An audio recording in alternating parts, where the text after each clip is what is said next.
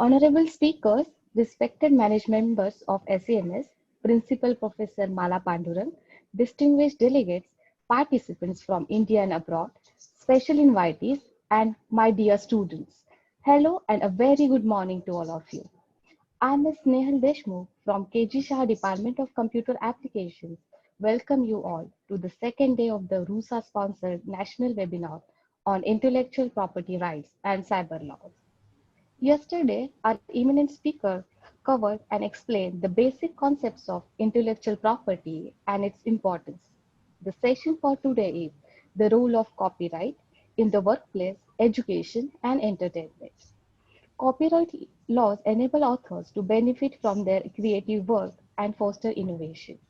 Copyright is the engine of progress. It encourages creativity and innovation and enables producers to benefit financially. You may have come across the words copyright protected on many items you buy. To further help us in understanding copyrights in much better way, we have with us Ms. Srividya Bhutha. Ms. Bhutha is an independent legal consultant having over 17 years of varied experience in the field of intellectual property. She has done her LLB from Advani Law College, Mumbai, and Masters of Political Science from Mumbai University. She has also completed her postgraduate diploma in intellectual property rights laws from National Law School of India University, Bangalore. She worked in the corporate world for a few years, and after which she started working as an independent legal consultant, advising individuals and institutions, while specializing in copyright law. Her work area mainly focuses on creating awareness about copyright law through lectures and webinars and review contracts. Ms. Bhutha has worked as a research assistant at Masjid, a legal cultural center headed by Advocate Flavia Agnes.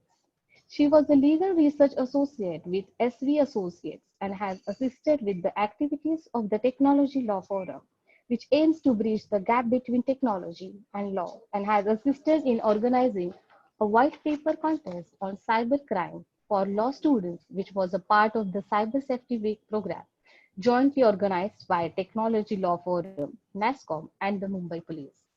Ms. Bhutha has worked as legal officer with Tata Consultancy Services and Mind Software Solution Private Limited. She has also taught labor law as part of the Institute of Company Secretaries of India's Foundation and executive courses at Podar College and Sedem College, Mumbai. Currently, she is reviewing intellectual property agreements for a Mumbai-based company related to corporate training. Thank you so much, ma'am, for accepting our invitation, and we are delighted to have you amongst us today. Before starting, participants, please mute yourself, and at the end of the session, participants can write their questions in chat box. Over to you, ma'am. Okay, great. So this is a case relating to, Delhi University. And this was sometime in around 2011, 2012. So what happened was inside the Delhi University campus, there is a shop which is called Rameshwari Photocopy Services.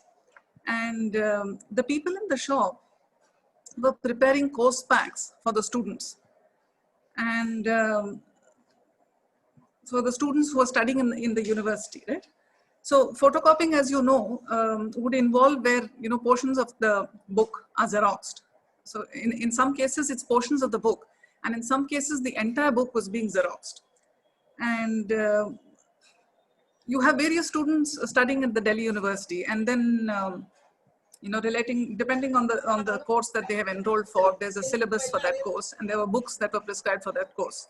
So these were the books that were being utilized by the students, and the photocopying was being done of these books for the students. And what happened was this was going on for quite some time, this shop inside the Delhi University campus.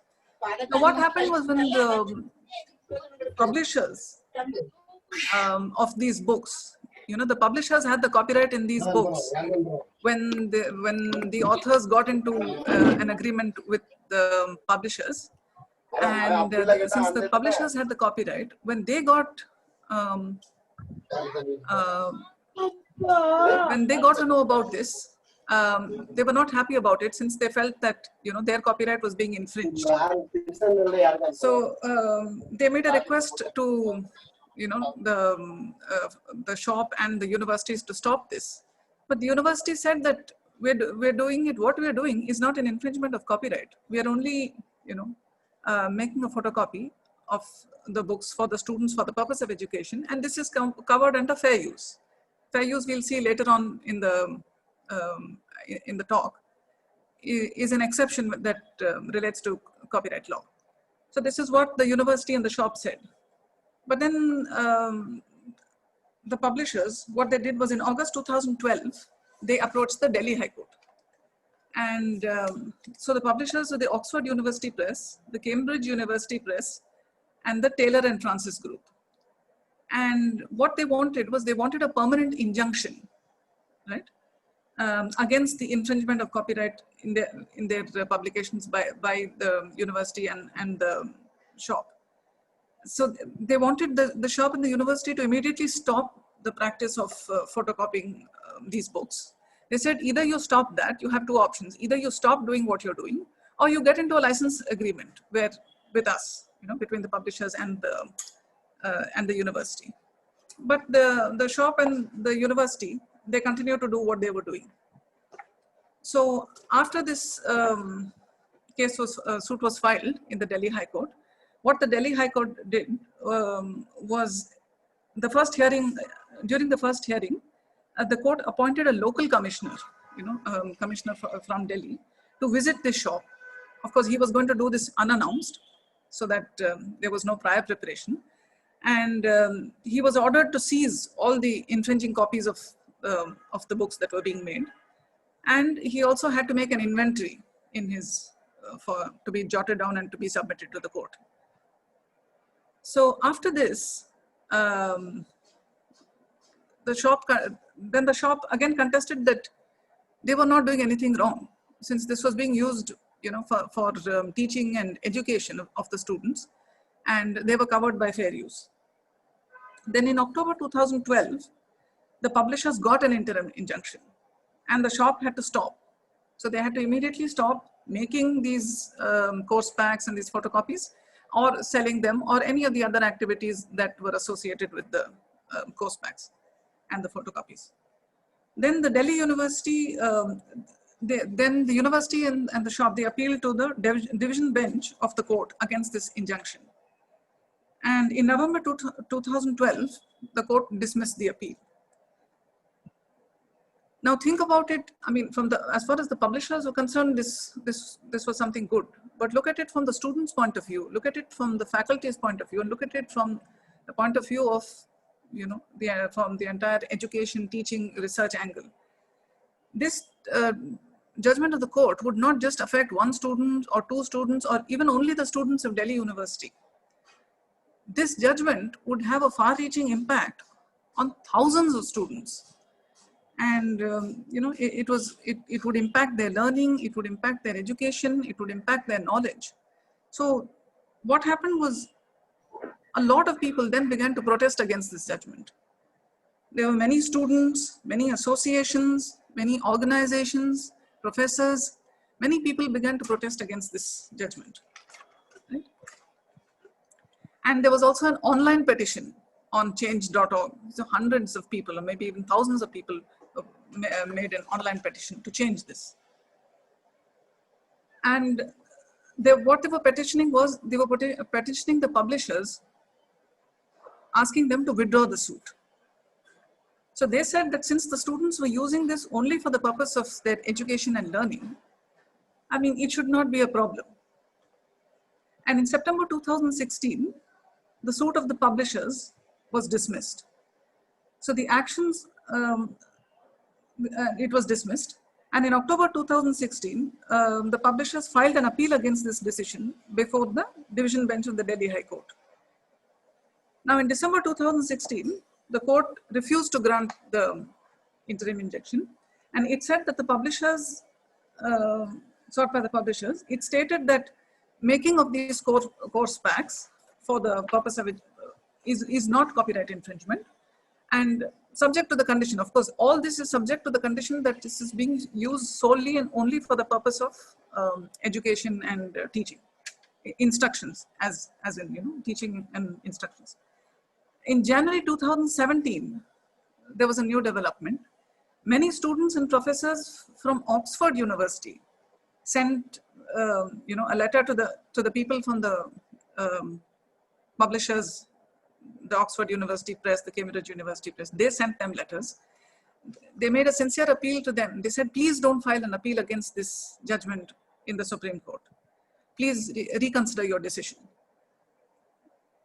So after all this that went on, this was more like a, you know, like a tennis ball, or you know, that went this ping pong, back and forth, back and forth, back and forth. Finally, in March 2017, what do you think happened? Any guesses? So what happened was there a withdrawal of the suit? Was withdrawn by the publishers. So, I mean, they said that in principle, they still stick to their stand, that they don't agree with what the students in the shop in Delhi University were doing. But at the same time, they said they've also decided not to pursue the case anymore. So it's actually a huge victory. And this is considered to be a landmark judgment in copyright law, because now this means that, you know, you're free to use, you know, as far as fair use is concerned, and solely for the purpose of teaching and educational instructions, you can now, you know, go ahead and use this work. So this was as far as, you know, fair use, like I said, is one of the exceptions of copyright law. But that is as exceptions, and we'll come to, there's a separate slide on exceptions, and we'll come to that later. So right now, let's quickly get into what is copyright and the various aspects of copyright, as we know, is a part of intellectual property rights. So think of intellectual property rights as a toolbox, you know. When the plumber or the carpenter comes to your house, they bring their toolbox along with them, right? Their tools that they work with. And you have different tools for different work, for the work that is involved. For example, in order to drill a hole in the wall, you know, you have one particular tool. If you need to hammer a nail into the wall, there is another kind of tool. You know, if you need the wrench for something, that's the third kind of tool. So different tools depending on the work. So it's the same thing as far as intellectual property rights are concerned. So in that toolbox, just like you have different tools, intellectual property rights is like a collection of different legal rights. So for example, patents, you will hear about it later on when Professor Suman speaks about it. So in terms of patents, if for example, a steel manufacturing company, if they find that there's a new process that they have, you know, that they've brought into the market that is absolutely new, and they want to patent that, so they can go in for a patent for that. Then when it comes to the trademark, for example, you know, in the workplace, for example, a company which would like to, which has a website and would like to trademark the domain name of their their domain name of their company. And similarly for trade secrets, right? A trade secret, for example, the famous example of Coca-Cola being the famous example of trade secret, which has been kept a secret for a very, very long time. And then you have geographical indications, which are all about products that originate from a particular region.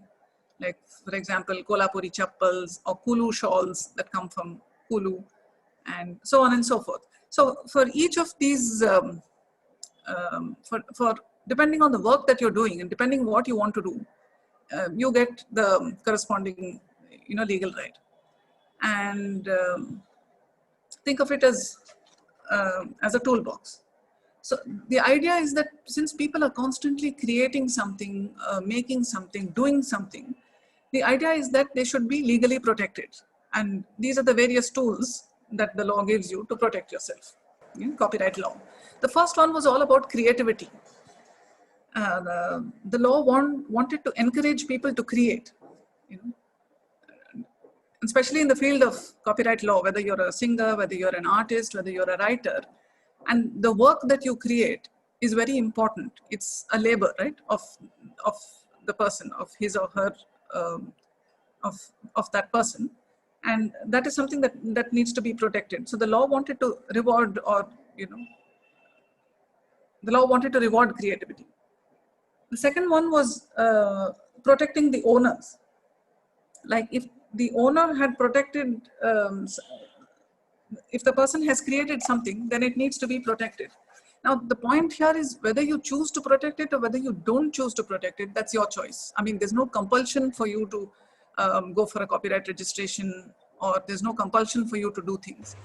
But the thing is, then again, the whole thing depends on what is it that you're doing, right? Especially in terms of, if it's commercial or if it's something that you're sharing on the internet, then it's definitely better to protect your work legally, right?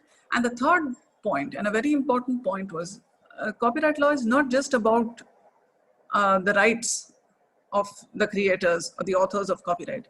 It's also about the users and what other people can do with that work or want to do with their own work. Copyright originated in Europe. That was the birthplace of copyright. And the Statute of Anne in 1710 is considered to be the world's first copyright law, technically. So for the first time, so far there hadn't been, for the first time, there were very clear terms that were laid out. The clear terms of protection were laid out. For example, relating to the author, relating to the ownership of the work, and what could be done and what could not be done.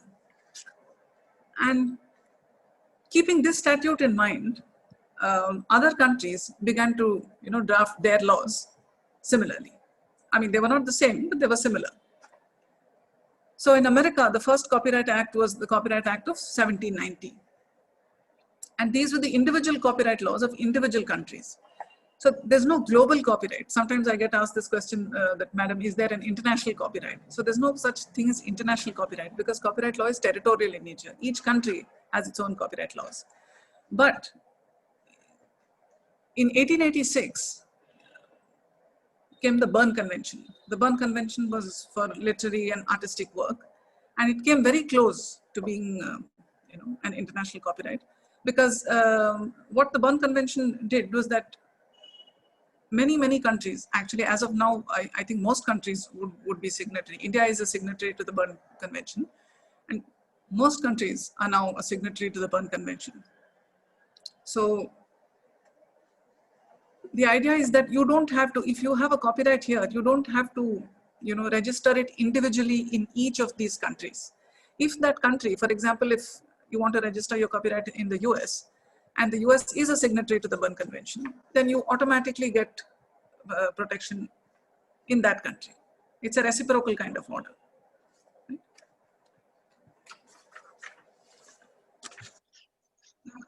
Yeah. We have a pre-independence history and we have a post-independence history. Before independence, our first Copyright Act was the one of 1847. That was a very long time ago. Then came the Copyright Act of 1914, right? Now this Copyright Act of 1914 was the Indian equivalent of the English Act of 1911. It was basically the same. Most of the terms were similar. What England had there, we had here with just a few exceptions. Now post-independence is the important part. So the current Copyright Act, the Copyright Act of 1957, it replaced the earlier act. This act came into effect on 21st January 1958.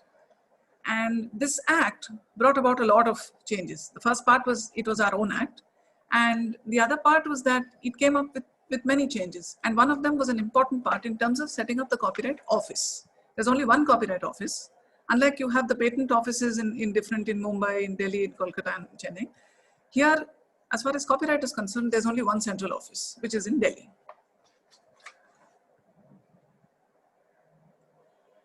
So this was the Act of 1957. After this, amendments to the Act. The Act was amended in 1983, it was amended in 1984, then came the amendment of 1992, then came the amendment of 1994, then came the amendment of 1999, and the latest one, and which brought in a lot of changes, was the 2012 one. That's the last amendment.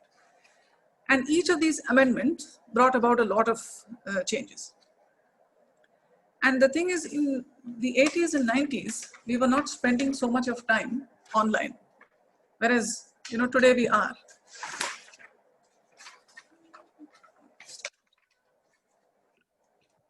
So what happened was the 2012 Act especially brought in a lot of changes because most of us are now spending a lot of our time online. So the Act was made, a little more in compliance with things that could be done online.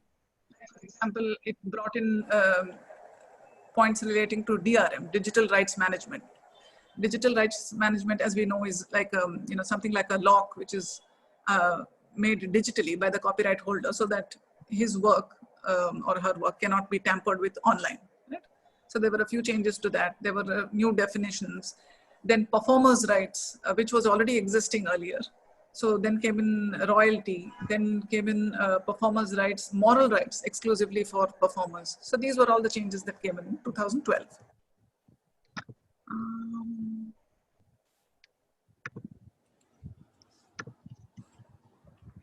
Now, an important part is the benefits. What happens? Why is copyright law important? Why is awareness of copyright law important?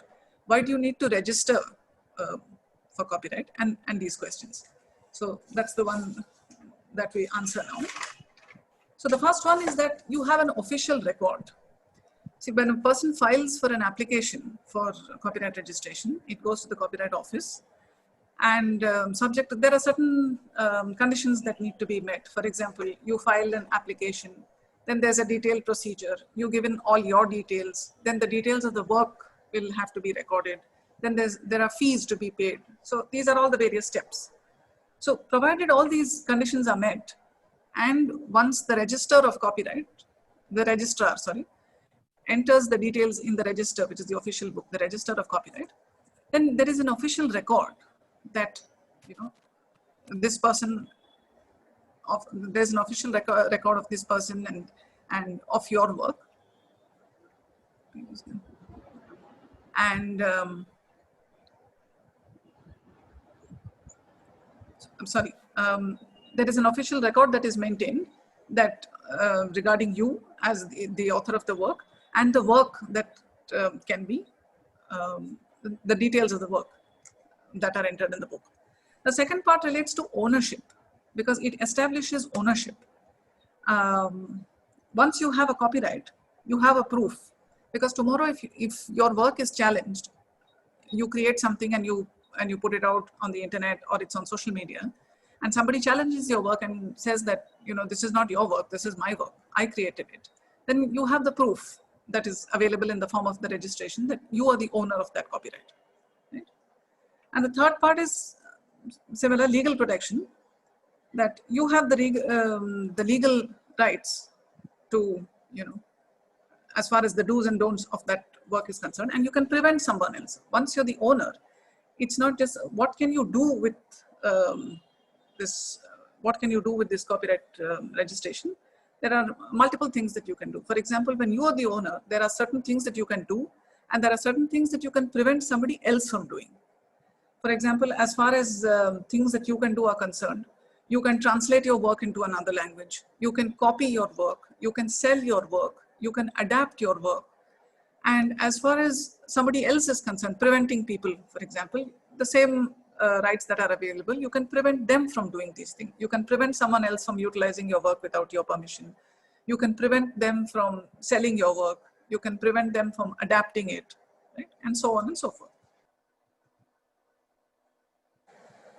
Yeah, so these were the points I was mentioning in the earlier slide. These are the benefits, as far as copyright registration is concerned. The first one being that there's an official record. The second one is that, it establishes ownership as to who the copyright owner is, the author of the work is. And the third one relates to the legal protection. And we also spoke about what you can do, that the author of the copyright can either do certain things or prevent others from doing certain things, right? Now, the next, a very important one, you can in fact take a photo of this if you want. There's no copyright for this because in these 6 points are mentioned in the Copyright Act also. So you can think of them as, 6 blocks or 6 buckets when it comes to, what this is something which is very central and very crucial to the work. So anything that you do, you can pass it through these filters and see whether it fits any of these blocks. So the first one is literary. For example, now literary would be things like obviously books, there would be journals, there would be letters, there would be poems. And the point here, for example, in letters is that if I write a letter and send it to you, you would own the letter, but the copyright in that letter would belong to me, since I was the one who wrote the letter and who sent it across. So similarly for the other points, when we purchase a book, the thing is you are the owner of the book, you purchase the book, but you don't own the copyright in that book. The copyright remains with the author. Okay? That is as far as literary work is concerned. Then coming to dramatic work, for example, a work of recitation, which relates to which relates to drama or theater. That's what it would be. That would be one example. One more example would be choreographic work, dance-related choreographic work. That would also come under dramatic work. Third one, of course, being musical work. Musical work would be songs, would be music, and this also includes the graphical notations that go along with the music. Then you have artistic work, and this has a long list. You have paintings, you have so everything related to the world of art. Paintings, you have drawings, you have sketches, you have photographs, works relating to architecture, for example, the blueprints of a building. Then you have cinematographic films. So films can also get copyright. And examples of this would be, the main thing here would be, it has to be a visual recording. So examples would be video films, could be documentaries, could be short films. And the last one is sound recordings. So for sound recordings, the example, the condition is that it has to be an audio which is recorded, right? A song which is recorded. So a sound recording which is being played on TV, for example, or a book which is being recited in an audio format. Those kind of, that would be the example. Now, in all these examples, who is the author? Now, under the Copyright Act, the author of the work is considered to be the first owner, except for certain exceptions where we will see later. So for example, in the literary world, if you take the example of the literary work, the first point, in literary work, the author would be the person who writes the book. For example, if you are referring to any books as part of your syllabus, so the author of the book would be the copyright owner, would own the copyright in that work. Then when it comes to dramatic work, it's similar, the person who created that. Musical work would be, musical work has 2 parts. When it comes to the lyrics, the copyright will be owned by the lyricist, the person who wrote the lyrics, and the music composer owns the copyright to the music. Then when it comes to artistic work, the various examples that we spoke about, for example, whether it's a painting, if an artist is creating a painting, the artist who created that painting, he or she is the author of the work. And in cinematographic films and in sound recordings, it is the producer who owns the copyright to the work.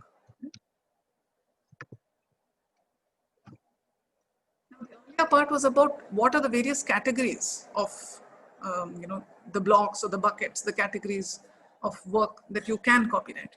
Whereas this one relates to, it's an important point, you can consider it like a filter. If you have any work and you have a question as to whether this can be copyrighted or not, then these are the 3 points you need to consider.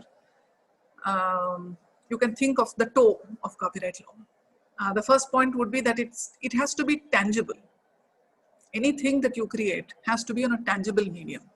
For example, if we if two faculty members are meeting, this webinar that was being organized, if somebody's of course now we're doing it virtually, but supposing you are in the college and you are just having a chat about this webinar, then that is not something that can be protected, because it has to be something which is recorded on tangible medium, and that medium could be anything.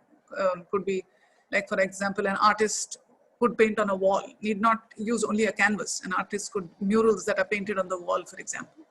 So an artist could use a wall as a tangible medium. A writer would be using either a book, could be using a journal, could be using an article, and the songs that are stored on a CD-ROM or a flash drive. So basically it has to be something which is tangible. The second point is that it has to be original, and original not so much in terms of quality, as it has to be of great quality, and it has to be of perfect quality. That's not the understanding. The understanding original means that it has to originate from you. It has to come from you. And that is what the original criteria here is. For example, two people could be,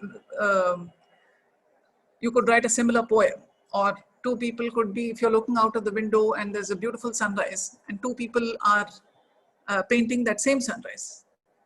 Now the sunrise may be common, but you are painting it in your own individual style. So if somebody were to take a look at both these paintings, supposing your friend and you are painting the sunrise, your friend would also be painting the sunrise, and you would also be painting the sunrise. But the point is that you have your individual expression. You have done it in your own way, originally. And the last part is something, it has to be expressed. Anything that you keep within yourself, that you keep to yourself, because there is no, we'll come to that later, there is no protection for ideas. So if you thought of something and you said, I want to protect the idea, then there is no copyright protection for idea. So unless you express it, and that expression can be in any form, whether it's, whether you write it down, or whether it's on digital form, or whether you choose to have a combination of the two, the form can be anything. But the important factor for us to remember is that it has to be expressed, because without expression, there is no protection.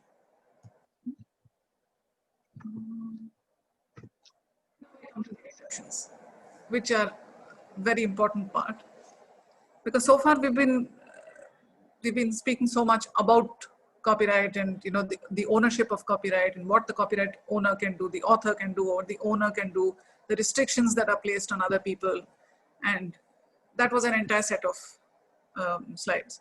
Whereas this one is a very important point for everybody to know, because there are certain exceptions, and this is what the lawmakers had in mind when they made these exceptions, and when the law was being drafted, that you have to protect not only the rights of the creators, but you also have to protect the users, people who use it, and things that are maybe in the public domain, that are out in the open, that nobody can claim that, saying that this is mine and that is mine.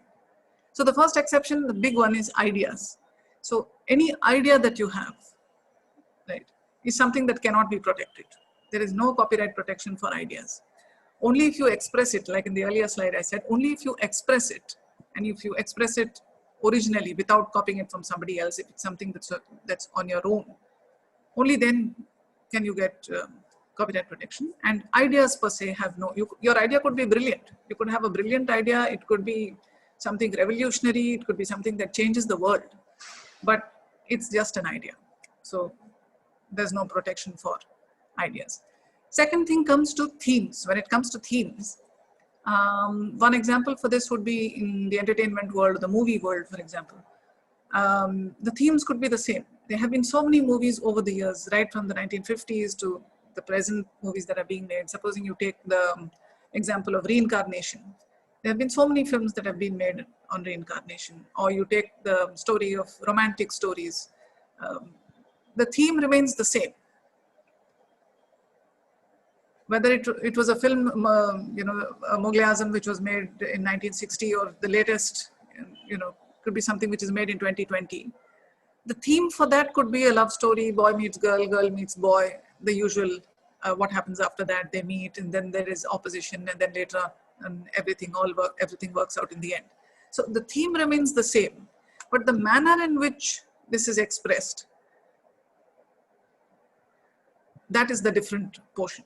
So theme per se, your theme could be, say like for example, and even if you take a current example of the pandemic, like there have been so many websites and so many blogs, so many newspaper reportings.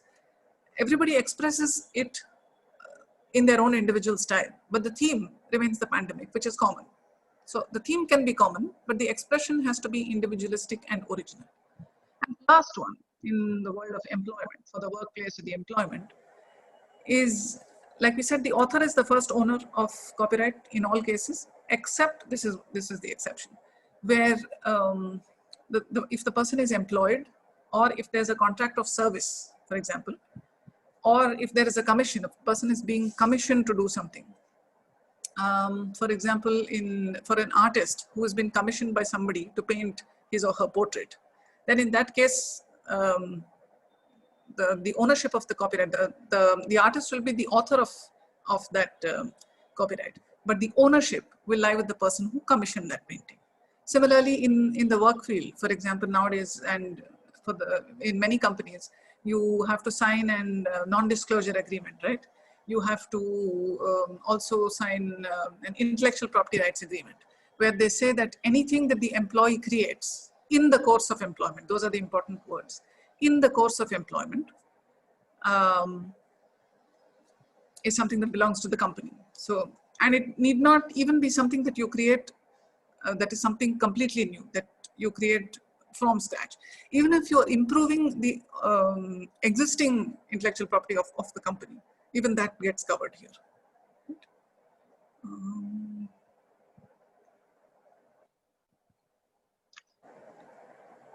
So fair use we saw in terms of, under section 52 of the Copyright Act, there's a long list of acts that generally would be, that would come under copyright infringement. But because they're covered under fair use and the law allows you to use this for certain purposes, only for those purposes and nothing else, they get covered under fair use, and it carves out an exception under copyright law. So one example would be like we saw in the Delhi University case of educational instruction. So anything that you're using, for example, if I'm using something to teach, if I'm in a classroom and I'm using some a photograph, or maybe a small portion of, or maybe a quote, or maybe a sentence from a very important definition of a subject, those kind of things, that would be the exception. But at the same time, this doesn't mean that you can, just because it says fair use, doesn't mean you can copy page after page, or large chunks or large portions of the work of somebody else. And the second example would be when it comes to reporting. Like if a reporter has to, if there is some incident that has taken place, and a reporter has to report that incident, then for the purpose of reporting, if he has to use that piece of work or a small part of it as part of his reporting to let people know, to cover their reporting, then that is also permitted. And similarly for recitation, for example, if there's a public recitation, a person is reading out from the chapter of a book, very small extract, a reasonable extract is permitted. So you have a long list. These are just some of the examples I've given. So there's a very long list of things that are permitted there. You can look it up. We saw all those various categories, right? We saw literary, we saw dramatic, we saw artistic, musicals, films, and sound recording. So each one of them, so for the first four, for literary, dramatic, musical, and artistic, the term of the copyright is as long as the author is alive, plus 60 years from that period. So for example, to give you the example of let's take the first one of literary, who has written a book, and as long as the author is alive, plus 60 years from then. And this calendar of 60 years begins from the year after the author's death. So for example, supposing somebody had written a book long time back, maybe 2009, 2010, and the person passes away due to COVID this year. Maybe unfortunately, the author passed away due to COVID, maybe in March or April 2020. So then the clock for that 60-year period will begin from Jan 1st, 2021. So as long as the author is alive, these few months and 60 years from January 21st, 2021. So those 4 categories, literary, dramatic, musical, and artistic, are the lifetime of the author plus 60. The difference is relating to the last 2 in cinematographic films and sound recordings. For these 2, it is 60 years from the time the film is published or the time the sound recording is published. And when they mean publication, what they mean is when it is made available to the public. That's what the Copyright Act says. So for example, in terms of a film, it would be when the film is released in the cinemas, in the theaters. So the time begins from then. This is a question that many people ask: is registration mandatory? So simple answer, according to the Copyright Act, no. Registration is not mandatory. It is not compulsory. You don't need to do it. But there are 2 points. One is, I think I mentioned earlier, it's a matter of your choice. Whether you choose to register it or whether you choose not to register it, it's your choice. Because this would also depend on what you want to do with the work. For example, if you write a poem, for example, and that poem is, you just write it down in your book or your journal and it just remains there. There's nothing that you have planned for it. You're not planning to share it. You're not planning to put it on the internet. You're not planning to put it on social media. Nothing is going to be done with it. It's just going to lie there. It's just your poem. You've written it. It's there. So then the question you need to ask yourself is, do you want copyright registration? So that's one question you need to ask is, what exactly do you want to do with the work? And second thing, the reason why the law recommends that you go in for copyright registration, for the points that I mentioned earlier, for ownership, to establish ownership, and most importantly, that you have legal proof. That tomorrow, if somebody challenges you and says that this work belongs to me, then you're in a position to tell them that, that this is not so, and this work belongs to me, and here is the proof. I mean, it's not just you saying it, you have legal proof. And this is the official website, copyright.gov.in. If you go to this website, this is the official website of the Copyright Office, and you'll have all the details that are mentioned here. I mean, they're now very, very active, and everything relating to the Copyright Act is available on this website. Plagiarism, which is not just in the academic world, or educational institutions, it's now become very, very common, and it's an absolute no-no. So the first point is, the purpose of assignments. When a professor gives you an assignment, what he or she is trying to see is your understanding of the subject. Have you understood the subject the way it has been taught, or is there any gap in that understanding, or is there any lacuna there? That's the first point. The second point is that if you plagiarize something that is available on the net, or you just photocopy somebody else's work, it doesn't establish your individuality. The idea is for you to express your individuality and write it in your way. When you write the assignment or you type the assignment, it should be your ideas and your thoughts that get expressed there, not somebody else's. Second point is relating to verbatim plagiarism, where you just directly lift from the source. There is a source, and like if you take the example of this assignment, if one of your professors has given you an assignment, say on food and nutrition, and the deadline for that is maybe just a couple of days later, and you need something, you need to turn in your assignment quickly, and you just get onto the internet and then you see something relating to food and nutrition that somebody else has done, and you think that, oh, this is good. So you just copy the whole thing and paste it here. That is not something that is excusable at all. Third one is something that is very, very common. Cut and paste or copy and paste. So it's an absolute no-no. And paraphrasing. Paraphrasing is when the idea belongs to someone else and you just completely lift that idea and just, you know, tweak, make a couple of modifications here and there, and you say that this is mine. That's not true. I mean, that is not something that is okay or can be encouraged. Then comes infringement. Infringement, we know, is when you are, you know, when a person utilizes the work of somebody else, whether you're doing it digitally or whether you're doing it offline. When you use that information, or sorry, when you use that work of that person without their permission.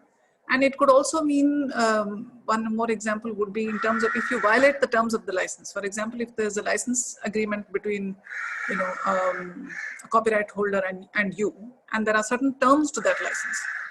And supposing there are only 4 points that the author has permitted you to do under the grant of that license, and you end up doing a lot more, then you stand to be in violation. You're infringing on the copyright of the author. And there are remedies for this available in the law. The remedies would be, you have civil remedies and you have criminal remedies. So civil remedies would be an injunction, like we saw in the Delhi University case. Like the person can approach the court and ask that an injunction be granted so that you stop using their work, right? That's one. Second thing could also be in terms of damages. And this is something that the court will decide, that whether there are damages to be rewarded, how much of damages to be rewarded, and so on and so forth. And you also have criminal remedies, where there could be an imprisonment. The minimum term for that is 6 months, and the maximum term is 3 years. The court will decide. It depends on the court as to, and on the case, as to how much of, what is the time frame to be granted. And there could also be search and seizure, like we saw in the earlier example, where police officers can go to the premises of the person who is, you know, infringing the copyright of the copyright owner, and then those infringing copies can be seized and they are returned to the owner. They are returned back to the copyright owner. So those are civil and criminal remedies. And then you have, these are just things to do, tips, for example, things to do and things that you shouldn't do. Because there's a long list, people get very confused as to, you know, what can we do and what can we not do. Sometimes it seems very, very complicated. And on the one hand, it's simple, but then on the other hand, it's also getting more and more complicated. So the first thing is to use the copyright notice to identify your work, right? For example, the work that you do. I mean, you have that copyright notice sometimes in books that you see it at the end, right? The copyright has the C in a symbol, the year of the copyright, the name of the authors, and then it says all rights reserved. So that's the copyright notice. And here again, it's not compulsory. The Act does not say that it's mandatory or that it's compulsory. It's just something that you do. It's similar to many of these buildings that are under construction. You have the trespassers will be prosecuted notice that is put up, right? This land belongs to so-and-so, and the trespassers will be prosecuted. So this is something similar to that. So when you let people know that this is your work, so it's not compulsory or it's not mandatory, but it's a good practice so that people know that this work belongs to you. The second one goes without saying, always seek permission from the author. So in today's times, it's very easy. You know, even an email will do. Just write to them saying that, you know, this is the photograph, or this is a piece of work, or this is the paragraph that I'd like to use, and give them the details that this is what you're using it for. May I please use this work? And generally, most people cooperate. Most people are willing to share their work. So that's not a problem. And express ideas in your individual manner. Like I said, themes can be common. I mean, there is so much to write about. As far as creative work is concerned, this is one thing where it's not just copyright work is, or intellectual property work is not just important work, it's also part of our national wealth. And if there's one country in the world, I mean, every country has, so much of culture, so much of content. But as far as India is concerned, copyright is particularly important to India because of the sheer mind-boggling variety of content that we have, right? From our songs to our folk songs and devotional songs and dances and languages and regional cinema, and the list is endless. So express ideas in your individual manner. And the last part is things not to do. So just like you had a list of 1, 2, 3, 4, 5 things to do, this is a list of things not to do. For example, the first point, this is the opposite part of the first point. In the first point of the earlier slide, I said, that please include a copyright notice in your work. But the opposite is also true, that just because somebody's work on the internet does not have a copyright notice, it doesn't mean that their work can be copied. Now, many of these, whether it's on Facebook or whether it's on Instagram or in social media sites, sometimes people you don't know who the copyright belongs to. So you think that since, I don't see a notice here, I don't see any claim of the copyright owner. So it means that it's free to, be copied. When the author puts it up on the net, they're just showing you their work. It's not an invitation to copy or to steal it. It is just showing you their work.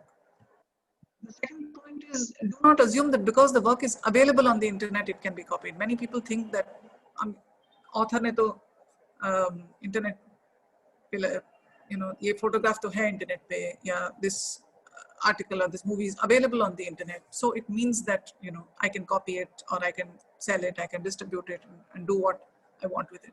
That's not true. Just because the work is available doesn't mean that it can be copied. And the last part is an important point because people think this is enough. Do not assume that crediting the author will let you off the hook. People think that if I credit, the author, or if I just mention the name of the author, that's enough. It may be enough in some instances, but it may not be enough in other instances because the whole point is it depends on what the author wants to do. At the end of the day, the work belongs to them. So they get to decide what they're going to do with their work or what they choose not to do with their work. So that was the whole presentation. That's the end. Yes, ma'am. We have few questions from our participants. Am I audible, ma'am? Yes, Nehal, we can hear you. Yeah. So the very first question is there a limitation on how many pages can be copied?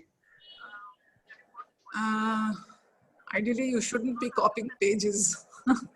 So when they say reasonable extract, they mean, maybe a sentence or two, maybe a paragraph, if that paragraph is very important for your teaching or for your, educational research. That's the maximum. I mean, I'd say don't even do that, but if at all you have to do it, something that's maybe like one sentence or one paragraph, if it's very important for your. Okay. Thank you, ma'am. The second question is, what is the procedure to get copyright for your work? Yeah, so like I mentioned, you can go to the website and get the details there, but I'll just quickly mention it. The idea is that you first file an application at the end of this is a government office, so there's a long procedure to be followed. You file an application and then there is you fill in all your details based on, your details, the details of your work. Then there is a fee to be paid, and the fees depend on which category. Like if it's literary work, there are fees to be paid. If it's a cinematographic film, then there's a separate set of fees to be paid. Then, and so depending on that, and once all these things are submitted to the registrar at the Copyright Office in Delhi, then there's a 30-day period of objection where they will wait in case somebody else comes in and says that, no, this work belongs to me. So they give people an opportunity of 30 days. So in case there are no objections, then it moves quickly and then you're granted your copyright. But then if there are objections, it takes more time, of course, because then both parties will be given a chance to there'll be a hearing, and then the registrar will hear both of you, and it goes on. Yes, ma'am. Thank you. The next question is, what about making of our own videos and uploading on YouTube? Can the original videos be protected? Innovative ideas expressed on any official portals online, so maybe which has commercial value in future, can it be protected? Sorry, can you repeat the last part? The first part is your own videos, right? Can they be uploaded? Yes, Yes, they can. yes, I mean, if you are making a video, as long as there is no content from somebody else, because the moment there is any other content, you will require permission from that person. yes. Okay, ma'am. Thank you. One more last question. Ma'am, copyright and patent right is same thing or different? Completely different. Okay. Because patents relate to products, processes, and they're used in different industries also. Though you can have in some cases, but they're completely different thing. Copyright relates to I told you those 6 blocks and 6 buckets that I was talking about, and Suman madam will be taking you through. You'll get to know a very detailed thing of what is available. So they're different things. Though they're part of the same umbrella of intellectual property rights, they are different. Is it for lifetime? No, like I said, the term, depending, I had covered that slide on the term. I'll share the slide, this presentation with you all. You can. So depending on what work you're trying to protect, coming back to our 6 blocks, a 6 bucket slide, depending on what you're trying to protect, it will be, like for example, if it's a literary work, it's the lifetime of the author plus 60 years. For a cinematographic film, it's 60 years from the time it's published in. But copyright, compared to the others, this has the longest, like patents is 20 years and trademark is 10 years, and then you can renew it. Copyright already has a very long term as far as protection is concerned. Okay, ma'am. Thank you so much.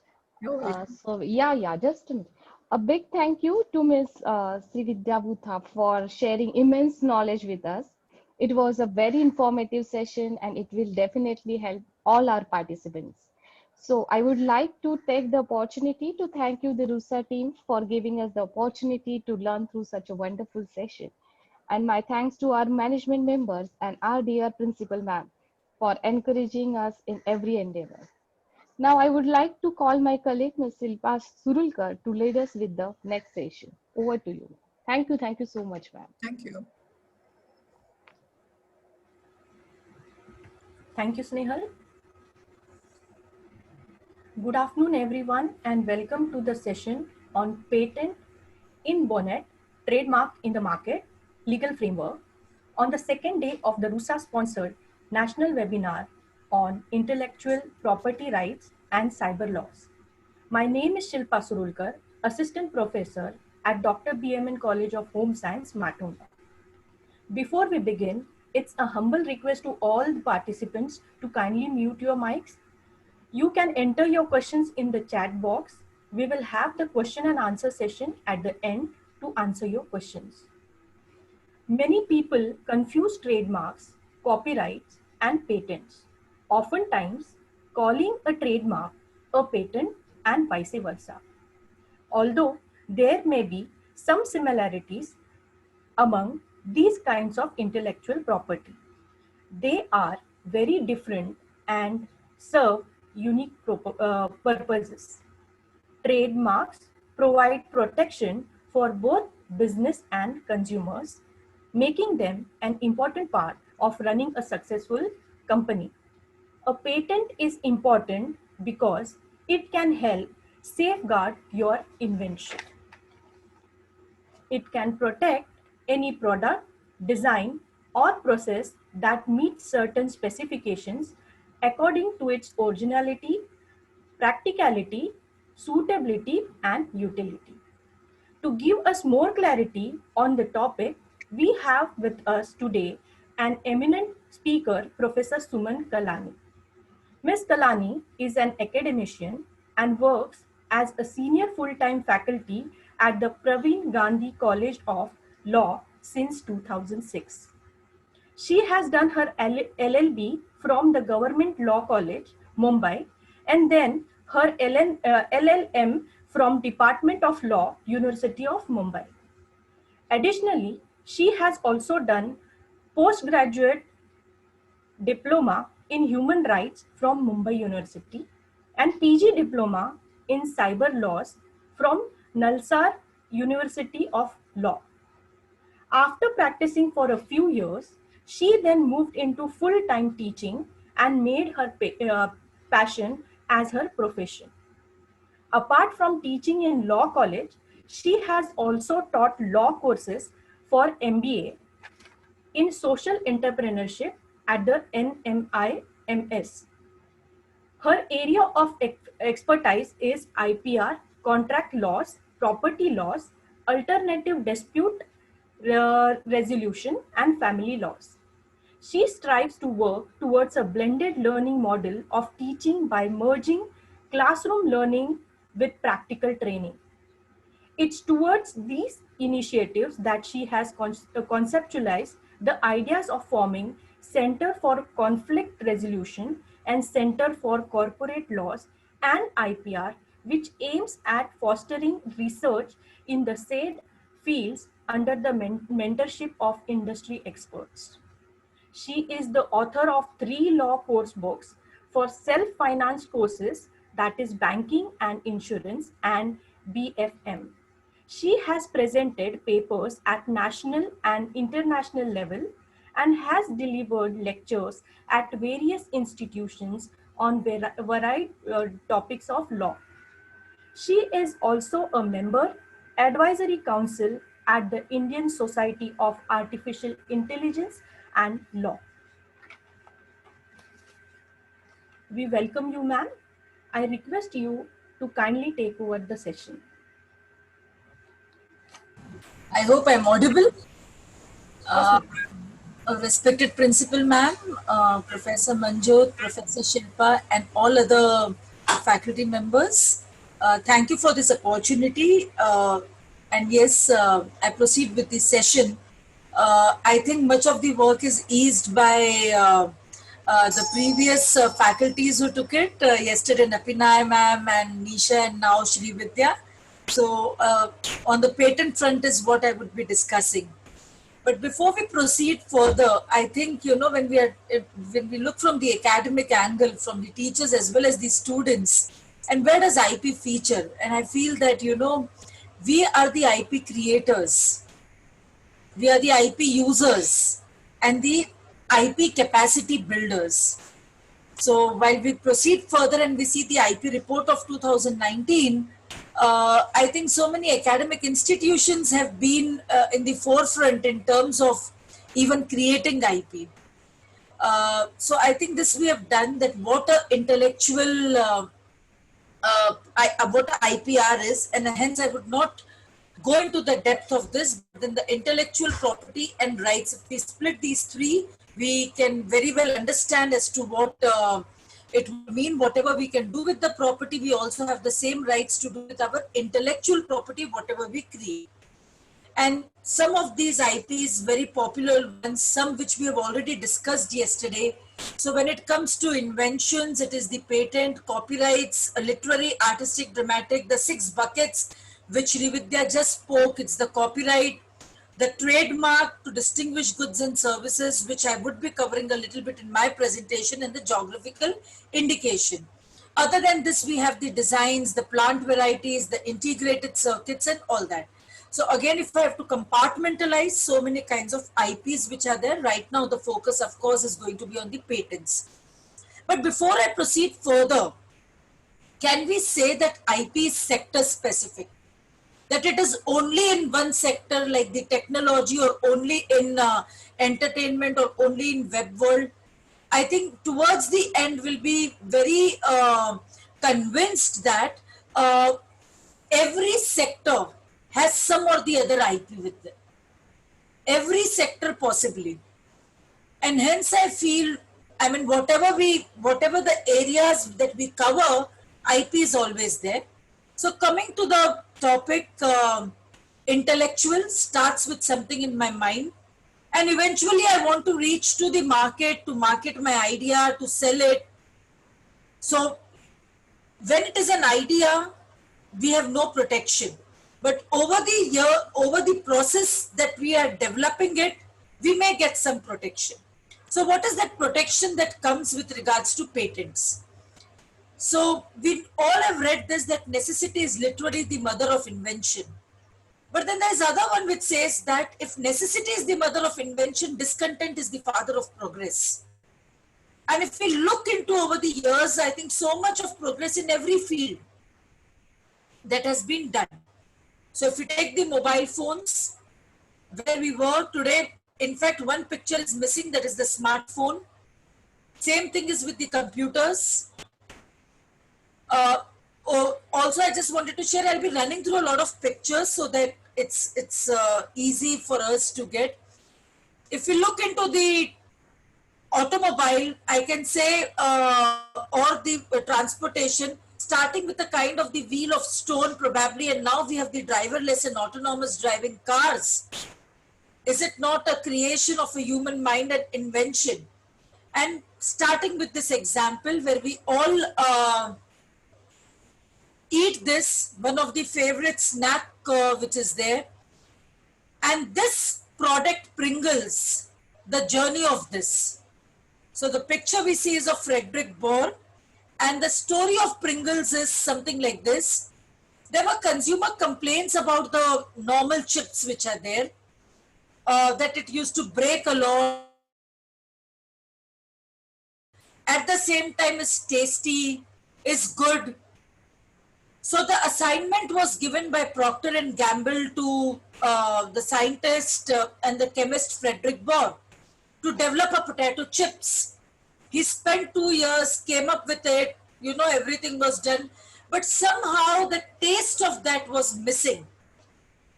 And then it was given to another researcher, Alexander Lepa, and he started the Bohr's work, succeeded, and fantastically Pringles were made. The true inventor, we may say, was started with Frederick Bohr, but of course completed by other person. And then there was another scientist and an engineer who developed the machine that could cook them. Pringle got its patent. So Pringle is actually was a patented product at that point of time. And does IP have a value? I think the next slide will also be helpful in understanding that. This particular product of Procter and Gamble was then sold to Kellogg's, and the figure it fetched was around $2.7 billion. And Pringle today we know is there in almost every country, one of the most favorite snack. Of course, the patent, we come to the years and all and we'll get it that, whether the patent is there now or not. But yes, when it came, the patent, it was an invention. So coming to, at the idea stage, no protection, I invent something, I get a patent, I start marketing, I need to have a name because nobody will understand my scientific terminology. And then I advertise it, I will get a copyright as my protection. So if we take even Pringle, and we fit into these arrows, when somebody thought, we need a chips which will not break, it was an idea. Someone, Frederick Bohr and Alexander Lepa came up with it, got it, invented it. It was a patent, and their patent is there online, with detailed specification. Now the product came up well, but they had to market it. And they cannot say, okay, we have got a chips which is a shape of a particular shape and all. Nobody will. People need easy names. So they came up with the name Pringle. And then Pringle ad, in fact, if you Google, almost every country had an ad for Pringle. And that was that literary work or a cinematographic work, and that was copyrighted. So coming to patent, what is patent? Okay, what can be patented and what cannot be? So the legal framework, as we know, is the Indian Patent Act. So patent is been defined as a patent for any invention granted under the Act. And the two important words are invention and granted. So let us understand what these two words mean. Granted means I may invent something, But if I don't file a patent application, and unless I'm granted by the patent office, I cannot have that monopoly right, and I cannot say it is, like I cannot exclude others. So when we are talking of patent, it's also a negative right. Once I have a patent, I can exclude others from copying. But before we go to the granted and how it is granted, what is an invention? So patent is for invention, but what is an invention? The new product or a process involving the inventive step and capable of industrial application. So if I want to split it up into certain pictures, so patent is granted for an invention, and invention is equal to new product or a new process. And we will see with the help of certain more examples and cases what it means. So when I say Pringles, was it a new product or a new process? It was both rather. Was there an inventive step, and what do we mean by inventive step, and whether there was an industrial application? So what is an inventive step? It means a feature that involves a technical advancement or an economic significance or both, and it is not obvious. So I'll just show you one product which is in my hand, and with the help of this, probably in certain other pictures, we'll understand whether it fits into the definition of patent and can I get a patent for it. So when we talk about patent and what is the subject matter of the patent, the invention must relate to the process or a product. There must be something new. And when I say new, it should not be existing anywhere. It involves an inventive step. It is capable of industrial application, that I can make it, use it. And it should be non-obvious. It should not fall under the exceptions of 3 and 4. So when I said what can be patented, what cannot be patented, the section 3 of the Indian Patent Act states that you cannot patent certain things. So here, if we, one second. Yeah. So I think so these 3 things or 3 or 4 points all are required. I cannot even take away one. So it may be a process or a product, but if it is not new, I cannot get a patent. It is new, but there is no inventive step. Nothing new was done. I cannot get a patent. Okay, so let us see with some of the examples, all these essentials. So this is something, a edible spoon. Okay, and by Becky, a company in, from Hyderabad. The beauty, I think I don't even have to say about the product. You eat what is there in the spoon and the spoon in itself. Very eco-friendly, very nice. But you know how the idea came of this spoon? This idea came from a khakra. And the person who invented was sitting in a flight, and the person next to this was from a khakra, was eating something, some jam, butter, something. So made it into a spoon. He said, why not we make a spoon? Which is like you can eat it when I can use khakra, I can make a spoon also. So here was the person who invented this spoon, and this was Pisapati Narayana, who was a postgraduate in the forest management, etc.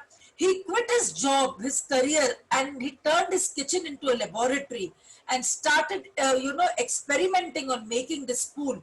He made certain products, failed, it became soggy, and eventually, of course, they got a patent for it, I think in 2010. So, and today their products are almost in every country, in many countries rather, and in many countries they fail to, they have filed their patents. So, though it started with the khakra, he aimed that it could be eco-friendly. How much of cutlery we use of plastic, and imagine if there are edible cutleries, what all changes it can bring. So this was one. The patent application is there. I will not go through the patent application. If time permits, we can definitely see. In all flavors, we get these spoons. So imagine if it's a dessert and I have a chocolate edible spoon, how interesting it would be. So now the question is, can this be patented? Is it new? Mango juice. I said, I made a fantastic mango juice, this, that. But is it fitting into the criteria which the patent law gives? It's not new. It's not an invention. It's not non-obvious. It's very obvious. In fact, tomorrow somebody makes a lychee juice, it's obvious I can make it. So again, I wanted to show you an interesting product which someone got, and I hope you can see this. So here is a fan, and you know, to cook sometimes I can wear it like this and remove it, whatever it is. There's no electricity. Now, can someone claim a patent for this product? The fan was always there. It is just the idea, the different way, the combination. So it's not a non-obvious thing. The another interesting patent which I would like to discuss is this jacket of Levi's. And if you go to the Levi's website, and the fabric itself was once upon a time patented because of its unique quality. But interestingly, Google got a patent for its smart clothing jacquard, and then they had a tie-up with Levi's. So Levi's is making this jacket, and it has all kind of sensors, and you can play an audio and GPS and other things which is there in this jacket. Now, I use the word granted. Only if I file a patent application, I will get a patent protection. So when we look at the Jaipur foot, which has transformed lives for many, Dr. Sethi or the person who earlier thought of bringing this, they did not get it patented. And hence it was in the open domain. But if you see the contrast product here on the right, it's just a joint, a knee joint for the orthopedic things, which was patented, and the value of these is much higher. An interesting patent which has been filed is in the entertainment sector, is the Walt Disney World could be shaking things up, according to the patent filed by a parent company in October, very recent. And this new invention could create a momentary earthquake when you walk in their amusement parks, whenever the character is stormed or pounded on the ground, etc. Now, they call it as a haptic floor system with the quake plate assemblies producing large vibrations. And let's see how this patent goes, but this is what has been filed. Just for the curiosity, if the first patent we see, it was a pankha pulling machine. Those days we never had fans, but it was like a pulling, and the machine which could pull that. And in the person who got this patent also had a law firm for years. Even toothbrushes were once upon a time patented. And if I take the fashion industry today, okay, I think fashion industry would not have existed unless the sewing machine was there. And the patent of the sewing machine, which was granted way back. So this is what all could be patented, but what cannot be patented. So when I took at the filtration criteria, I need to be inventive. It should be new product or process. It should be non-obvious in nature, but it should also not fall in the category of exception. And I'm not going into the details of this exception, but something which is frivolous, mere discovery, form of a substance, a mixture of a substance. When you're doing those chemical, like for example, in medicines, when you produce some substance which comes out like a mere salt or something, that all cannot be patented. But let us see with the help of some of the case laws or examples where it falls. So this is a patent with regards to a patent application relating to a method and a device for accessing information and services on the web. And this patent application was rejected. The grounds on which it was rejected was, they said that there is no advancement.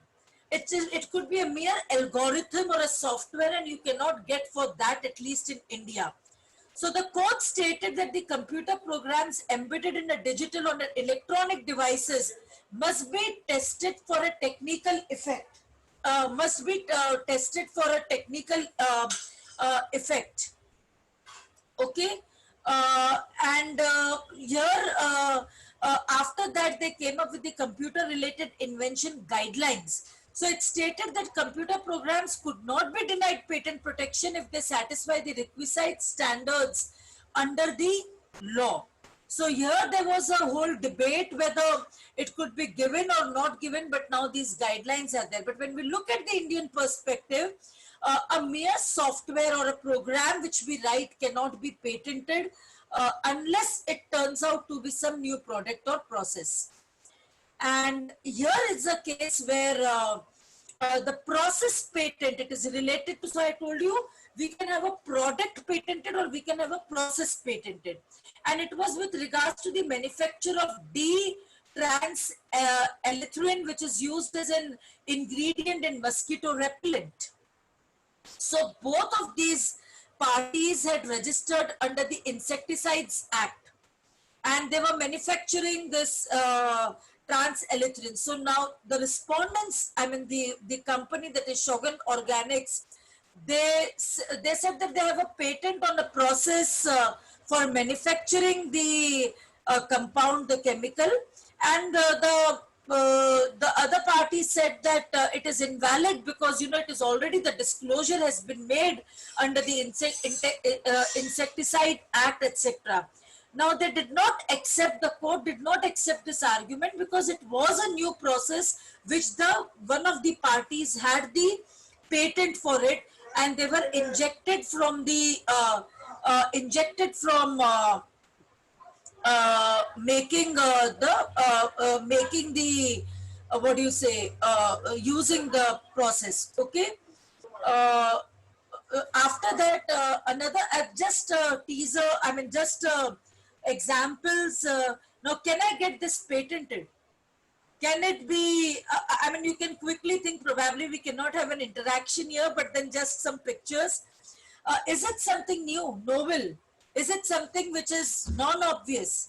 So if I want to correlate it with the clip which is there, okay, the cloth drying string or the clips, I think the technology is same, but I've just used it in a different way. Can this be patented? Okay, it shows kind of a robot. Can this bed, which is like all-in-one kind of a thing, can I get a patent for it? Can I get a design for it? So I'll just run through this because probably, as I said, you know, we'll not be able to discuss. For example, a butter stick, like a lipstick, just spread it and have it, and so easy, can carry it in a bag. Or my shoes should not get spoiled, so I just put an umbrella. Or the noodles are hot, or a fan like this, which I just showed you. Can I get a patent for this? So the filtration criteria which are there, we can look into Google Maps. Google, I think it can be an interesting study to find how many patents they have. Again, what cannot be patented, some of the examples were, like for example,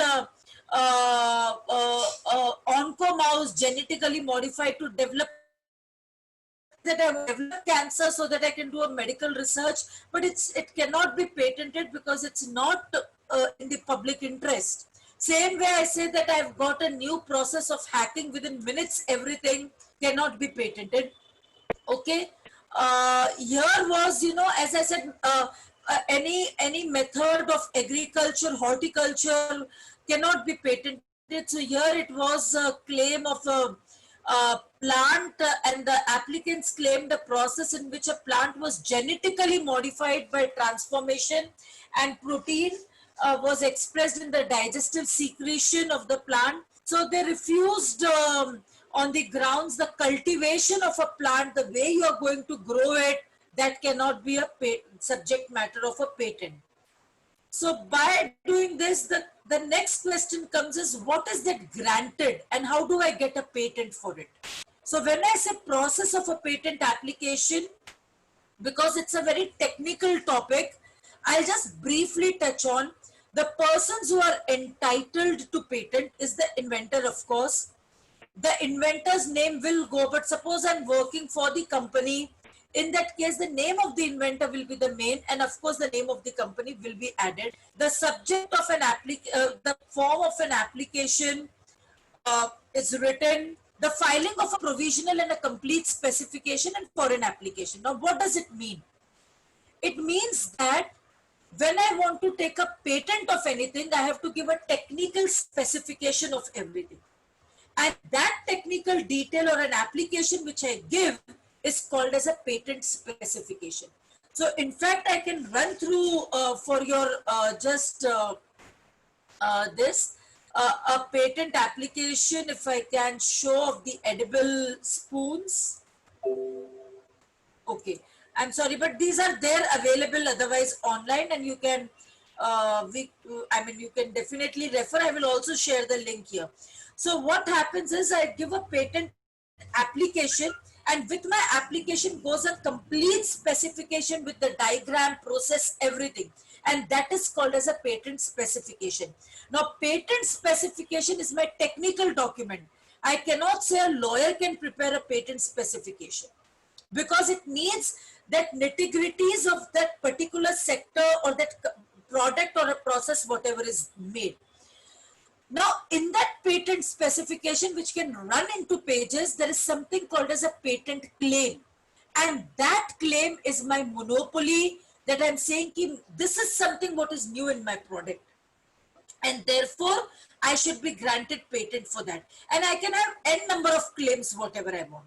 Okay, so this is how it goes. I file a patent application. And what is a provisional specification? That also I'll cover. A provisional specification is basically my invention is 90% done. Corona vaccine 90%, 95% is done.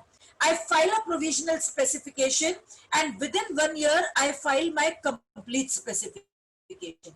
Now, what is the significance of this point is, in India, or basically here, we have a patent by first filing. We have to be alert if there is an invention. I file first, I get first protection. And therefore, people also go for provisional specification. Then I publish. After that, you know, it is an examination is done. So once a patent application is filed, there are patent examiners who will actually go through everything of that patent and decide whether, you know, it should be even published for opposition or not. And once the opposition is heard, if there are any persons who have the oppositions or not, on the basis of that, it is decided. I'm not going into the technicalities of the patent filing. Because it's altogether more technical, and it needs a very, very detailed this. So in my patent application, my first page will have my details, my technical document, abstract is in brief what it is and what my patent claim is, right? So if I have a patent, what can I do with that? Whatever I can do with my property, I can do with the patent. So I can assign it, sell it. I can collaborate it. Google collaborated with Levi's. Okay. I can license it, and I can tell other person that you please do it. And if somebody copies my patent, I can file a suit for infringement. I hope I have the time. Yes. Yeah. So when we say of the patent right, the fight starts with, I got it first and it's mine, or is it mine? The other could be copy, evergreening of the patents, or for that matter, copy of that. So we'll just see some of the examples here, or the cases here. Something of recent one is the Broadcom versus Netflix. And this has been filed in California, where Broadcom has sued Netflix for infringing their 9 patents. And these technologies are with regards to the streaming of the videos and other things. This, of course, is pending, so we don't know what will be the case here, but yes, this is one of them. So when I say patent protection, what do I get? I can prevent others from copying. I can prevent others from not using the patent without my permission. And therefore, a huge, I can say, the opportunities of licensing, assignment, collaborations come, because we have seen how the patents can be valuable. And here is one case which I want to cover some of the examples. So here was the 2 medicines, if we see, Noxalis by Natco and Novartis. And the Swiss pharma major company Novartis was having a patent for this particular compound. And in one of the conferences, they came across of the this other product, I mean, they sued the company for copying. So here what has happened is, NATCO's contention was that no, it comes within the broad Markish formula which has been disclosed and everybody can use it. However, Novartis did, this case was mainly more important for the injunctions which are granted. Okay, so it was of course dealt in detail, and here an interesting order was they were allowed to sell whatever they had in the interest of the patient rights, but eventually were restrained from manufacturing the fresh stock. Now, some of these cases may have gone into further appeals, and hence I'm just sharing till what particular date that I have read this. The Nokia versus Apple battle, and the literature reflects that, you know, some of the Nokia applications were licensed to Apple and the license got over and they were using, so they were sued for the patent infringement. But eventually those cases have been settled for, the figures quoted online has been 2 billion. Another recent example was of the Monsanto and the BT cotton case, and Monsanto has been licensing its what do you say, the seeds, modified seeds, and they were the agreement was the license agreement was for a 10-year period and then was over. So the Monsanto sued, saying that, you know, they have infringed their rights. And in this case, the whole argument was, or the discussion was, that the patent should be revoked and under section 3J. And they said that, you know, plant seeds, etc. cannot be patented. However, Monsanto, they were granted, this matter again went to appeals and finally to the Supreme Court, where they said that it can be an invention and hence can be patented. And therefore, if you remember, the headlines of those times were, you know, Monsanto won the battle, and so, and the claim filed was around 400 crores, the stakes which were involved in this case. Again,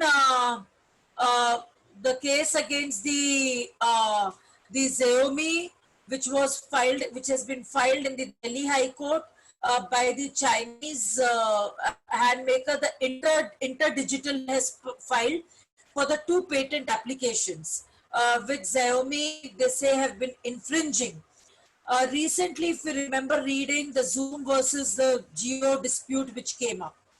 So does patents have economic value? Do they have valuation? And we have seen with these cases, they do. And therefore, very interestingly, you will find something called as an IP marketplace. And buy and sell your patent, trademark, designs, whatever it is. And here is the Idea Connection, another site where they have this facility that I have invented something. I don't want to make it myself. I want to assign it, sell it. And how do we then create this space? So here is the some of these IP marketplaces which are there. Some trends which I would like to discuss is the patent filing, and this is from the IP reports which are there.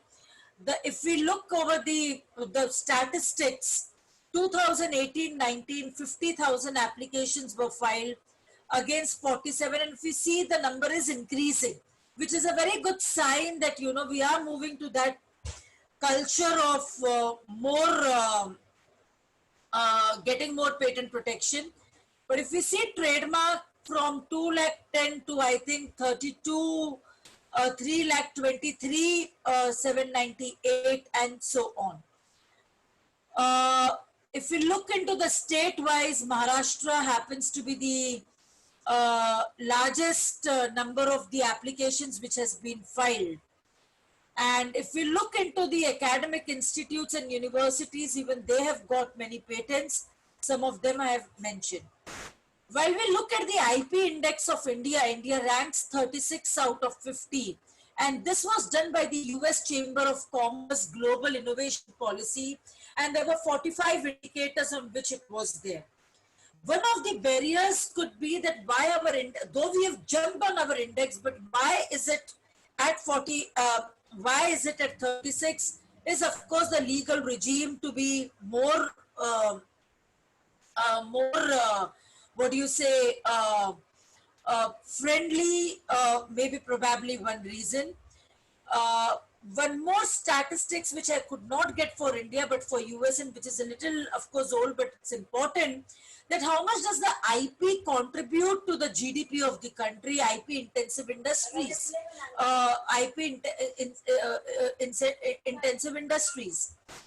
Now, we have all been seeing the various movements. And here when we see one with regards to the startups, we have amended the patent rules.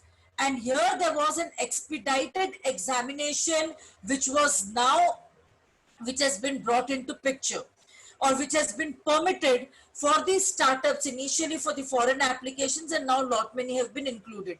So there has been a boost to the startups with regards to the patent filing and easing the procedure. And when we read the patent reports, they've written also how many were under the expedited applications. So this was about the patent, but what after I invent something? I have made this was my patent design of the Pringles, but I have to market it, and hence I need the trademark. And I move now to the second segment, and I think I have that time of 10 minutes to cover it. So very briefly, so patents in bonnets and trademark in markets, and these are the marks which you probably see when you do some shopping. Either you'll find a R on a product or a TM. So TM means my trademark application is pending. R means I have got the trademark. Before I proceed further, one very important point which I have not mentioned is, so once I get a patent granted, I have a 20 years monopoly. For 20 years, nobody can copy my patent without my permission. But after 20 years, it comes in the public domain. It comes in the general domain. And if I go to my next slide, so here is this, in a very, very quick, I'm sure within a fraction of a second, you will tell me it belongs to whom or what it is. And yeah, you can I'm just some pictures that I'm running, and it will not even take 30 seconds to come to the answer, right? So there has been a war of Kit Kat and Toblerone and Cadbury. And here, very interesting, whenever I ask, you know, in the class, what is this? Everybody says Cadbury. Whereas there's no name written here. It's just the bar which reflects that way. One of the oldest washing powder, and this ad is, I think, still captures. So very interesting for this, and n number of times I've used, and everybody says Maggie, whereas it's just the noodles which is there.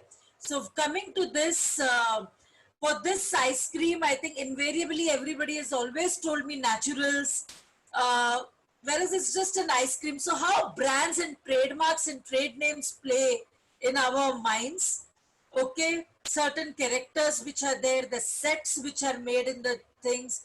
And when we ask this, okay, you know, many a times people say burger, and from where? McDonald's. So this has particular, the center chocolate, you know, even you don't have to say, and it is the shape of the chocolate which makes it, of course, the taste, but the shape also. We need to stand out in the competitive market. And if I link to economics, we are in a monopolistic competition. We can have players in the market, and therefore we need to create an identity, and that is where the trademark plays an important role. And if I just see what is a trademark, very simple way, trade plus mark. To trade something, I need to have some kind of a mark. And therefore, if I go by the trademark definition, it is used to distinguish goods and services of one person from that of the other. So when we go to any shopping mall or anywhere, you will find all the shampoos kept together, all the products kept, you know, of the different companies. I can distinguish it and decide which one do we want. So what is a trademark? A trademark is a mark capable to distinguish goods and services of one person of that of the other. If today Pringles is in a public domain because the patent is over, and if somebody else is coming up with a similar chips, the trademark will be different. And what is a mark? Something which I can represent graphically. Okay, and therefore this graphical representation becomes very important. Marks like which I've written is okay, but what about like when you switch on the mobile phone, in some cases you have like the full fluid handshake coming, or a taste mark, or for example a fragrance mark. So what a sound mark, it distinguishes, like a Doordarshan sound. Okay, so here anything which I can represent graphically will be a trademark. Paucity of time, I will not go into these details, but even a single letter numeric can, like McDonald's M, can be a trademark. Combination of colors, anything. Graphical representation is of a trademark in the paper form and the digitized form. So when I have the notations or anything, it can be, if I can put it into a graphical representation, it can be a trademark. So some of these very popular marks which we have been seeing, and any industry sector, in fact, I always say even the very local vegetable vendor to a famous sandwich person in the locality, they may not register, but they will have their mark, they will have their name, something they will have which distinguishes them. So word mark, logo mark, you know, it can be, I mean, so we, in a commercial terminology, we say ki brand or a logo, but ultimately what I can take as a brand or a logo is what the Trademarks Act specifies. So, I mean, there are certain qualities. It should be distinctive. It should not be descriptive. Like I cannot take a very descriptive word like clean for a soap. It's very descriptive. There are specifications given in the Trademark Act also as to what can be and what cannot be taken as a trademark. Purposes we know to distinguish goods and services, to stimulate further purchase, and therefore everybody, in fact, every institution, every college, every the trust, the company, all will have. But in fact, an interesting study could be the brand valuation of these companies like Hindustan Unilever or Nestle or any FMCG. You can read the brand valuation of these, what is there. So imagine the value which these brands create or have. And there are various kinds of mark: a product mark, service mark, a collective mark like ICSI or anything which is there, certification mark like ISI and all. Hallmark is a certification mark. A well-known mark is a very important one where I must have not registered, but I'm so well-known in the segment in which the goods are dealt with that everybody knows. Like, for example, Whirlpool had a case with regards to well-known mark and it was granted. And how can one obtain a trademark? I can register or I can be a well-known mark. When I register, it has to be with the trademark registry. Not going into the details of those technicalities. But some of the interesting news, if we see, Horlicks was sold to Hindustan Unilever and the price was if we read the sale price, it was in 2 crores. So the brand was sold. And an interesting case was Chanda Mama. I think some of us may remember reading it. And in a bankruptcy dispute, the court ordered that sell Chanda Mama, recover whatever you can, and then pay in that. So what is, so important when we talk of the trademark? We will find a look-alike products. Why is it done? For various reasons. I will try to encash on the reputation of someone and try to pass off my goods as the other person's. and therefore very slight variation we may not understand, but those products may be there. Okay, one is a counterfeit, making a duplicate. The other is copying the trademark with a slight similarity, phonetic similarity or a deceptive similarity. Here it's a kind of a deceptive similarity. A person who doesn't know to read and write English may not understand very easily which is the original one. And this is of the last week, October 14th. You can read it, which two companies are involved. Bombay High Court has given an injunction that you cannot use Krakow because Monaco is already there. So same way, very interesting case of the Bombay High Court again of these two chocolates, and I always say keep spot the difference, which is which one. And invariably the answer which we get is Ferrero Rocher, but one was Golden Passion and the other was Ferrero Rocher, and the texture of the chocolate and everything of Ferrero Rocher is different. And these chocolates, Golden Passion, was imported and they were sold. So the court granted the injunction and 10 lakh rupees compensation. So I go back to where I started, Pringles. And here there was a patent. Suppose if my potato seeds are very, very unique and I've made it, can I get a plant variety protection? The ad which was there, the advertisement, the name Pringle and the sign which is their trademark. If I'm using a potato from a very special locality or kahi nahi hota hai wo potatoes, I may get a GI of that potato. So quite possible.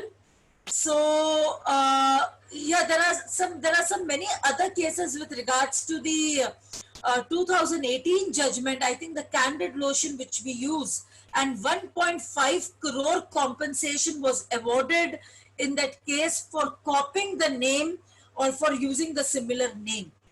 So with this, I think I mean giving a very brief of what the IP is. Every organization will have an IP. So we will have an IP shelf. Some may have patents, some may have more of copyright. Media companies they may have more of copyright. FMCG may have more of trademark. Some may have all. Some may have only trademark. But is it important to protect IP? I mean, I would just put this analogy that what do I protect? Something what is valuable. Gold is valuable in whatever form it is. Even if it's a broken product of a gold, I will keep it safely. Same, the IP is valuable and is important for the economic development, individual development, societal development. Today, I think we can beautifully interact it thanks to the technology, and somebody must have got a patent for this years back. Also, one more thing which I wanted to add is, we are creators, we are enablers, we are capacity builders. But there's another parallel thing which also goes with the IP research. So for example, when I talk of certain medicines or certain issues or cases, there is a peripheral research which may go on. So hence the knowledge of IP at all levels becomes very, very crucial and important for everyone, I would say. So this is from my side, and thanks for this opportunity, and I'm open to take the questions if any.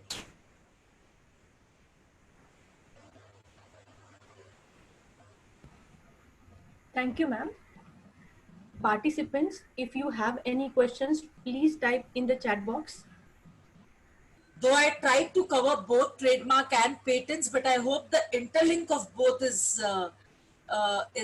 clear in terms of, you know, where it is. So patents are for inventions.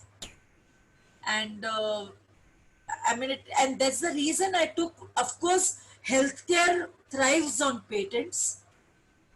But I took the examples more from different sectors, thinking that it would be quite important for all. Ma'am, there is a question. Yes, ma'am. If you do need a patent, which type of patent should you get? So it depends that whether I'm getting a new product or I'm coming up with a new process. And India has a product patent or a process patent. So if I'm coming up with a new product in itself, for example, I come up with a, let's say, a totally new medicine, coronavirus, for example, a vaccine for that. It's a new product also, and I can also get a process patent. But for example, there is a product, but I come up with an invention whereby I can make it, earlier it was 20 steps, and now I've got a new process in which 3 steps I can make it. It was a, it will be a process patent. So in India, we have the product patent or the process patent. Okay, ma'am. Any questions, participants? Good afternoon, ma'am. I have a question. Actually, your presentation was so clear that most of our answers have, most of the questions have been answered very clearly. But I was just wondering that how do trademarks relate to the domain names? Trademarks and domain names. So I think this has been extended by the courts now, I think after the Yahoo judgment and all, that once I have a domain name, so in the Bisleri case, what had happened was somebody at that time just took the Bisleri.com, and when they got to know that, you know, this name has been taken, at that point of time, the matter had to be settled. So when it comes to the leaving aside the name, the technology would not know SUMAN or SUMMAN. And therefore the courts had to, because moving to this virtual world, the domain name protections were given that you cannot even have the similar name, because the technology may accept it, because there may be a variation of one word. But when it comes to the creation of, you know, a mark or a confusion in the minds of the people, it will be confusing. And hence protection was granted under the Trademarks Act now to all the domain names, and I cannot have a deceptively similar domain name which is there. So for example, if I say Pons is an important brand, I cannot come up with Pons.com for something else, because Pons is already a trademark of a company. So now the courts have been, I mean, very alert, and these injunctions have been granted. And now I think it has reduced also. But when it started with the Bisleri, they had no clue somebody, you know, it's been registered. And domain name registration, I mean, I don't have to do any prior search, nothing. If it's available, I can take it. Thank you so much, ma'am. That really clarifies a lot of things. Ma'am, one more question. Yes, ma'am. Zoom was copied by some other prominent industry house. Now can Zoom sue them? Yeah, so this case was, of course, in the newspapers, as we know, and they were trying, I think, to sue them, and eventually many a times these matters also get settled. So I don't know what is the eventual outcome of this, but Zoom was claiming that their meeting interface patented part has been, you know, whether it has been taken or not, but it was at that point of time an allegation, and we don't know what the final outcome is. But having said that, I think I mean, there are n number of cases where, like for example, Apple Samsung war or Apple Nokia. So these technologies, a small advancement also, it will be patented, and therefore there are n number of cases which are there that this particular aspect has been infringed by the other person. So I mean, these are just examples that I'm giving, but we can come across a lot of these. Okay, one more question, ma'am. Yes, ma'am. What are the requirements for obtaining and registering a patent? A patent has to be, first of all, a prior search has to be done. And there are organizations who do this prior search, because to establish the element of novelty, there are, like for example, if it's a medicine, we cannot do it like a trademark search and I see, okay, is it deceptively similar or not? So there are prior art search has to be done. After that, a patent specification has to be drafted well, and that is done in as I said, it's a technical document, so the technical experts draft, and then the patent filing is done. But before that, a prior art search has to be done for the same, and then the specification. Now, in the specification, we write. So, for example, I'll just give an example that let's take a X phone has come into the market, and I say that I have got these. This is how I'm making this new, totally, absolutely new product and a process, whatever it is. And in this, I claim these 10 monopolies or 10 new things what I've done, which is not there anywhere. So for example, I think recently I saw a Samsung phone which can be converted into a tablet and all that. I'm sure there must be some new features in that, which they must have got a patent for it. On behalf of Dr. BMN College of Home Science, I take this opportunity to thank our distinguished speaker, Professor Suman Kalani, for making excellent presentation and making this webinar very interesting. I also want to thank our principal, Professor Dr. Mala Pandurang, respected SMES management members, RUSA team members, and our coordinator, Mr. Shahjahan Khan sir, for their motivation and support. A big thank you to all the participants for making this event a success. Thank you, ma'am. Thank you Ma'am, all. just 1 minute. I think Pradnya ma'am, the official website, I'll just share the link. There is a ipindia.nic.in, but I'll just put the link here where these details can be there, and many other sites where this. So I'll just share with Manjot ma'am the various links. Thank you for this listening of this session, and yeah, any doubts, anything, if I can be of any help, I'll be grateful. Thanks a lot. Thank you, ma'am.